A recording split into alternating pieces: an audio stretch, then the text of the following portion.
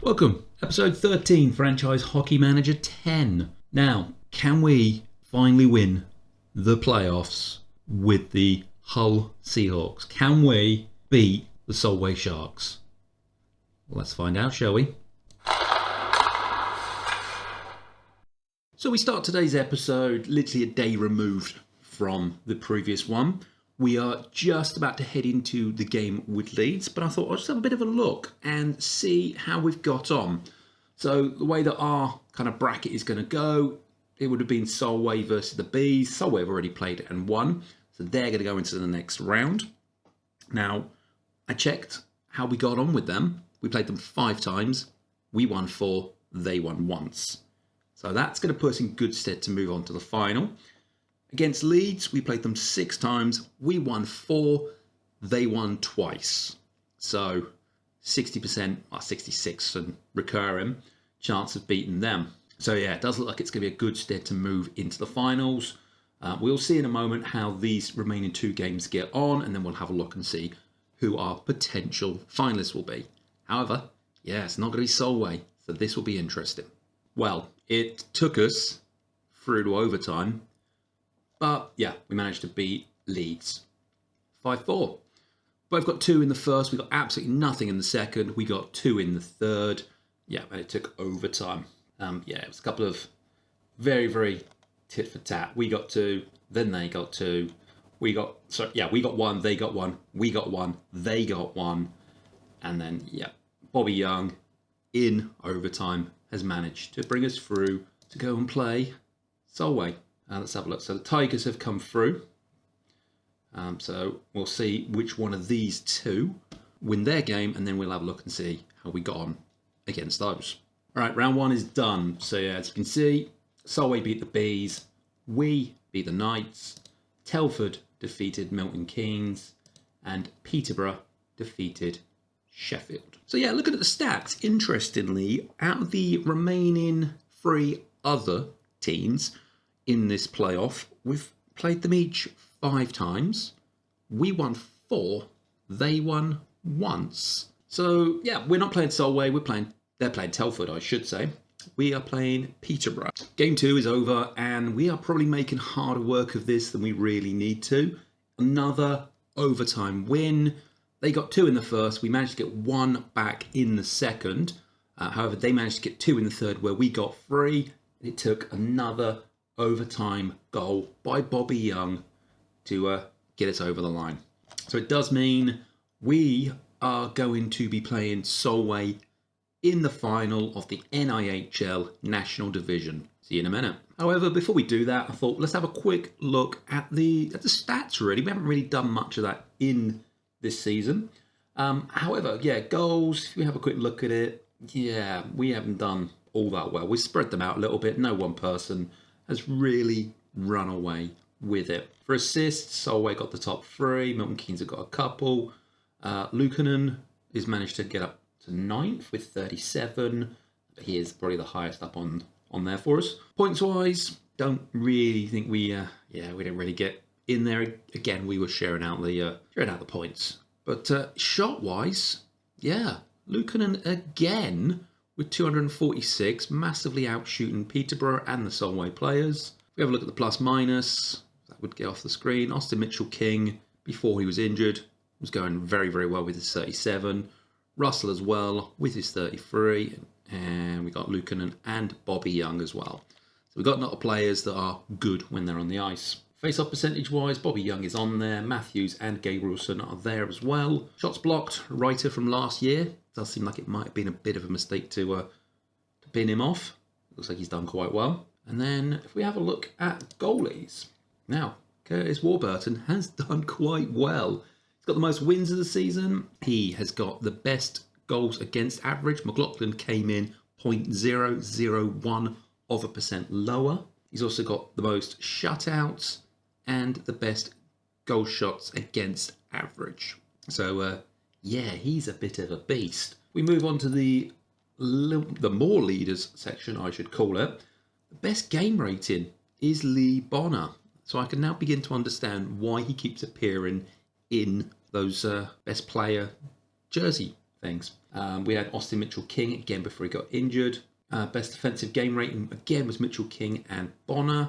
Bonner's up here again.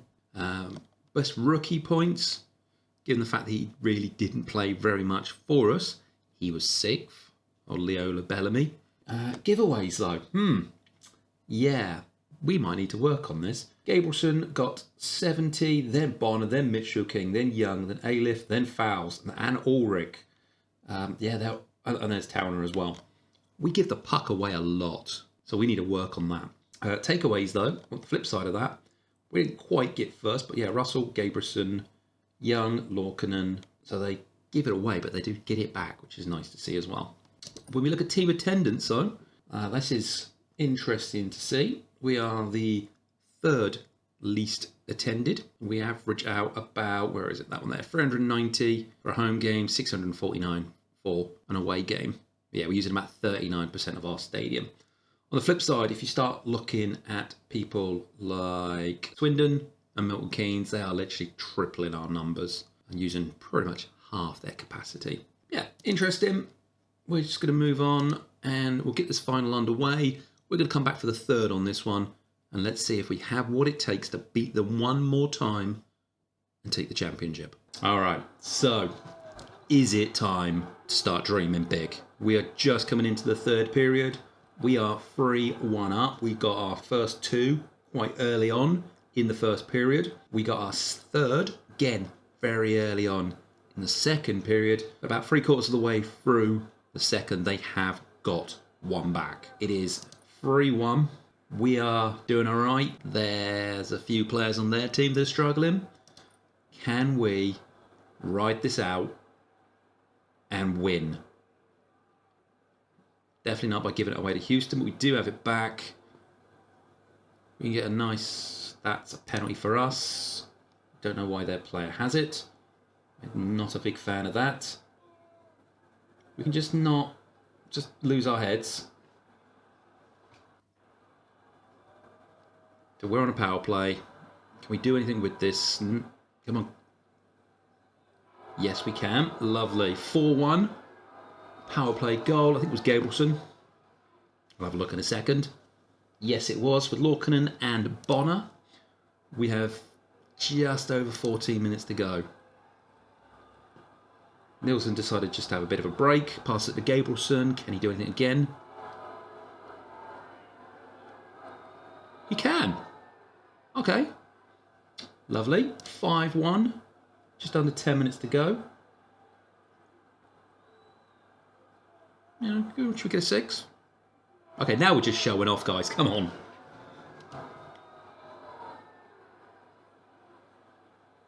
All right, I'm loving this. This should be beyond doubt now. We'd have to just completely collapse, really, for them to get anything back here. A bit like that, really. Definitely a bit like that. That was all on the defence. Okay, so they've still got to get 4 more, and they have 4 minutes to get 4. It's doable. It's unlikely, but it is doable. And again, we just gotta not collapse. I just trying to stop. Can we just switch tactics? We're just gonna no. We want to none of that. We just want to defend. Just want to defend. We don't want to give away any more goals. Annoyingly, I can't turn the stats off, so I've got no idea what's going on in the game right now. I think we're on the attack. Alright, let's just get rid of it. It didn't, but that's it. It's over. We won. Wow. So that is... Do we have confirmation in our inbox? We don't. Another one with facial cuts, though. And Gabrielson keeps the fans lit up. Yeah, 3 goals. Come on, let's move forward. Let's get our confirmation. NIHL National Champions. Absolutely loving it. There we go. The Hull Seahawks have topped the Solway Sharks today 6-3 in the deciding game of the finals, leaving huge smiles across the Seahawks locker room. Chance of we're number 1 could be heard down the hallway from the victory party at Sky Dome Arena, while the Sharks' locker room was a different scene. Most players dressed and went home in silence. "We had a pretty good season," the Solway coach said. "To have that kind of season and get to the finals and still go home empty-handed, it really hurts." That's going to be interesting because I've got contract negotiations coming up soon, and I'm wondering what they're going to do about that since we are now champions. So it's a bit of a well done for a couple of the guys in our team. I have re-signed a couple of one-year extensions.